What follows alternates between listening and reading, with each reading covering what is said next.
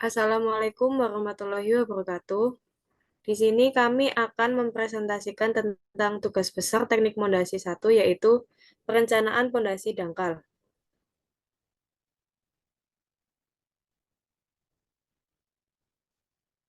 Untuk anggota kelompok kami, yaitu yang pertama adalah Aldora Wardiningsi dengan NPM 20.03.50.10.067. Yang kedua adalah Herawati Todingkrongko dengan NPM 21.03.50.10.015. Yang ketiga adalah Aurel Monica dengan NPM 21.03.50.10.051. Dan yang terakhir adalah Fidelito Taufikul Ramadan dengan NPM 21.03.50.10.091.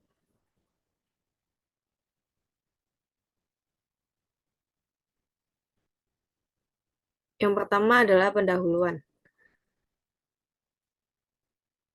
Pertama adalah pendahuluan. Fondasi adalah bagian dari struktur bangunan bagian bawah tanah yang berperan penting, yaitu menerima dan meneruskan beban dari struktur di atasnya ke dalam tanah. Umumnya, suatu perencanaan struktur tidak terlepas dari perencanaan fondasi agar struktur yang berada di atas permukaan tanah dapat berdiri kokoh, kaku, dan kuat. Sebelum melakukan pembangunan, perlu adanya perencanaan fondasi dengan mempertimbangkan kondisi tanah. Tanah yang berada di bawah suatu konstruksi harus dapat memikul beban yang ada di atasnya, tanpa mengalami kegagalan geser dan dengan penurunan yang dapat ditolerir. Yang kedua yaitu pembahasan. Definisi pondasi dangkal. Pondasi dangkal merupakan pondasi dengan kedalaman kurang dari 4 meter. Pondasi dangkal digunakan untuk bangunan yang tidak terlalu tinggi, serta mempunyai kedalaman tanah yang keras untuk menahan beban bangunan yang akan diterima. Penggunaan fondasi dangkal dipengaruhi oleh kedalaman struktur tanah. Tanah yang mempunyai daya dukung yang rendah tidak cocok untuk fondasi dangkal.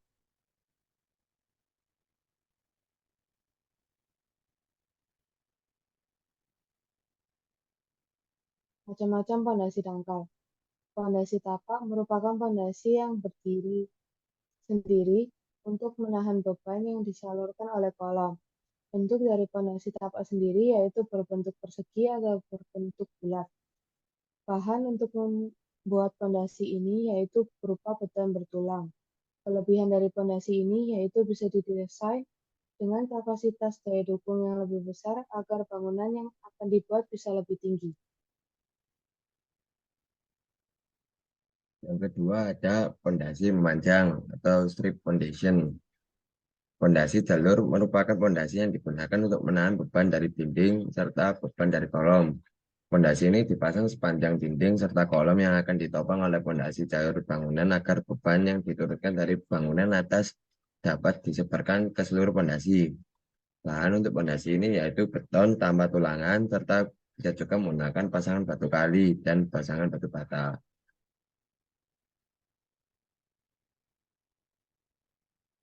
Data tanah untuk kelompok kami sendiri menggunakan data tanah kedalaman 2 sampai 2,5 meter.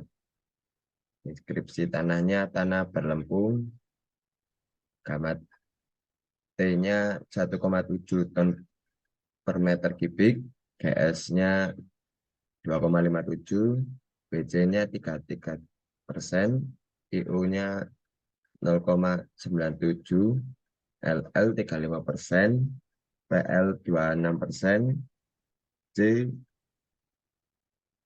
0,37 kg per cm persegi, J-nya pakai 13 derajat, CC 0,34, CS 0,03.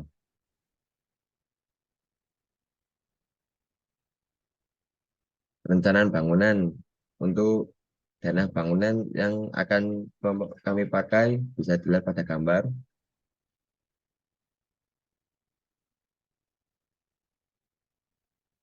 Perencanaan bangunan. Kriteria perencanaan yang digunakan oleh struktur gedung ini adalah yang pertama, tipe bangunan adalah rumah tinggal. Letak bangunan berada di tengah kota, zona gempa Surabaya. tinggi lantai untuk lantai pertama memiliki tinggi 4 meter, lantai kedua memiliki tinggi 3,5 meter. Bentuk beton atau FC memakai 35 MPa, bentuk beton FY memakai 250 MPa.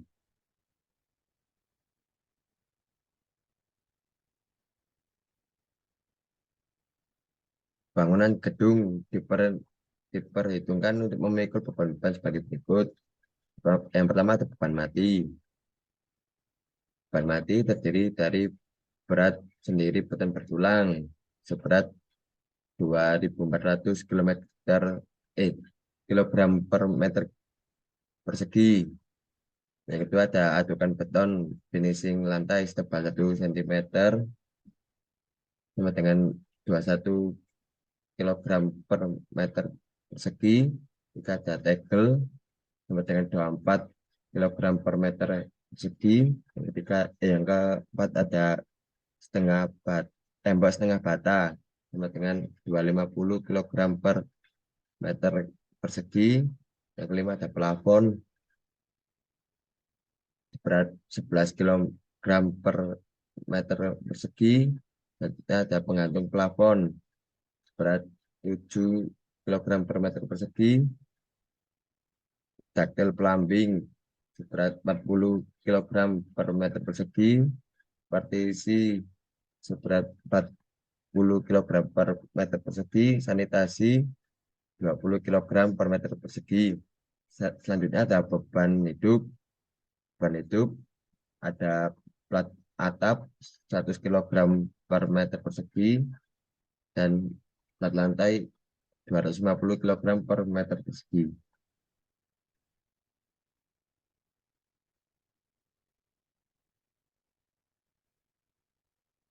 Perencanaan plat lantai.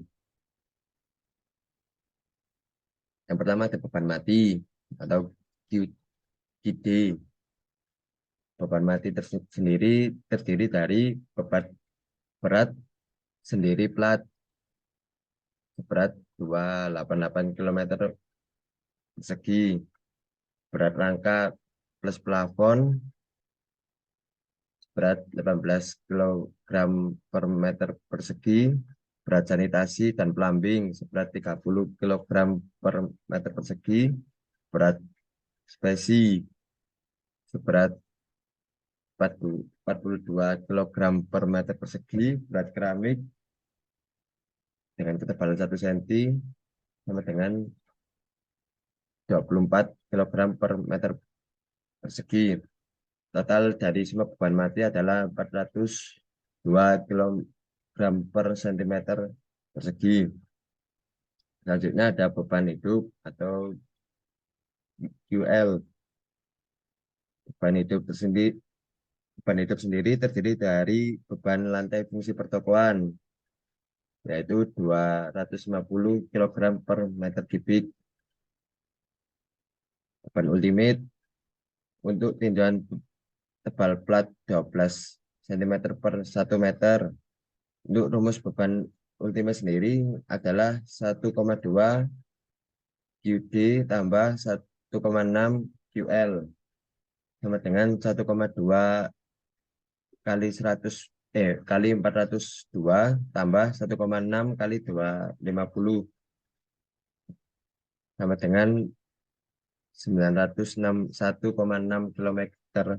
kilogram per meter persegi.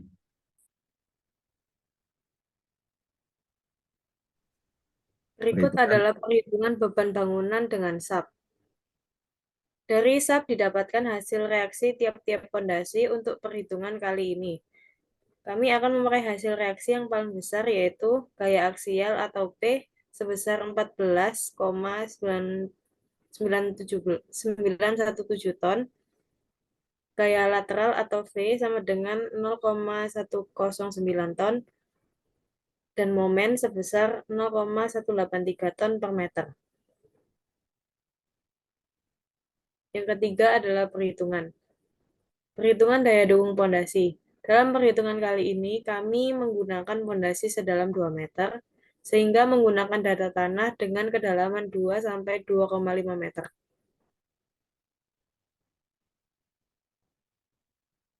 Perhitungan daya dukung pondasi akibat muka air tanah. Dengan data pondasi sebagai berikut.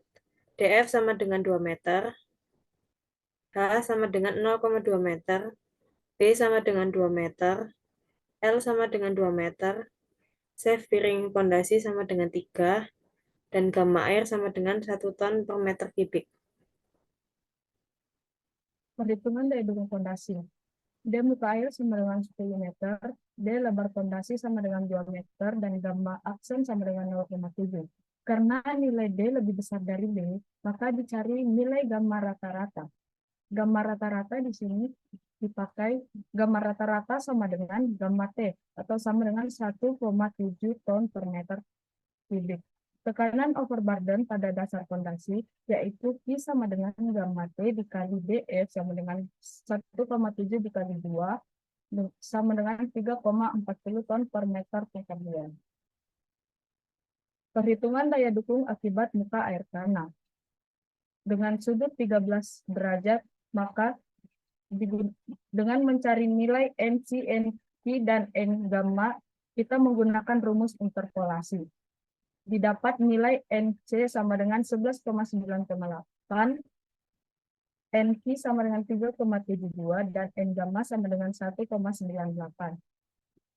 Perhitungan daya dukung U sama dengan 1/5 dikali gamma rata-rata dikali B dikali N gamma dikali C dikali NC ditambah Q dikali NP.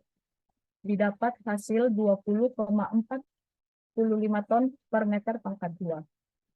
PLO atau daya dukung isin sama dengan U per Fs sama dengan 20,45 per 3 sama dengan 6,82.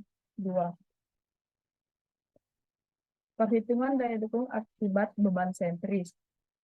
A sama dengan B dikali L. Nilai A sama dengan 4 meter pangkat 2.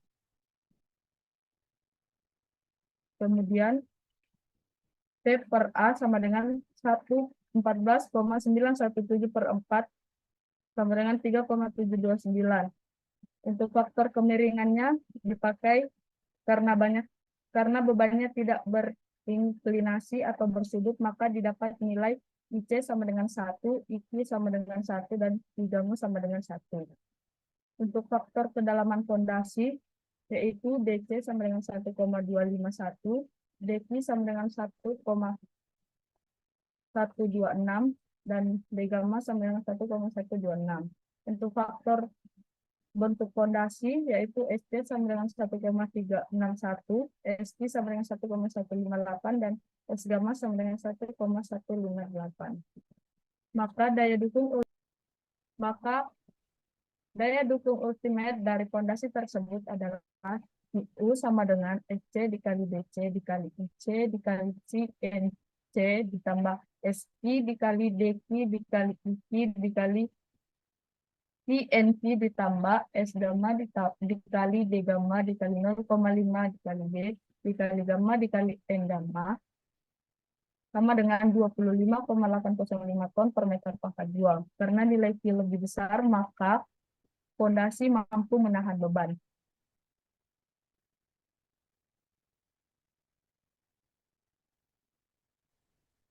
Sekian dari kami, mohon maaf bila ada salah kata. Wassalamualaikum warahmatullahi wabarakatuh.